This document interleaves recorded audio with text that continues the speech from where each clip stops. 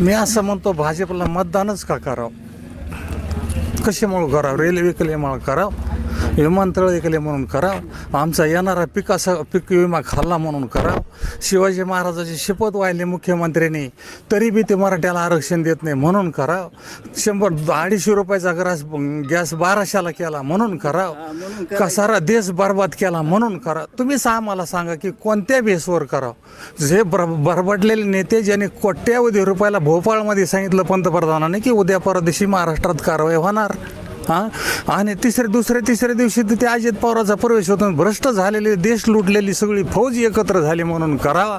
काही या ठिकाणी तुमचीच बातमी होती, मी पाहिली होती यूट्यूबला, की ज्ञानराधा मल्टी स्टेट ही अदानीच्या बरोबरी रे. मग अशा तुम्ही बातम्या करतात म्हणून करावं का, किंवा तुम्ही हे असे लोक लुटणाऱ्याला पाठीशी घालता म्हणून करावं. कुठल्या बेसवर मतदान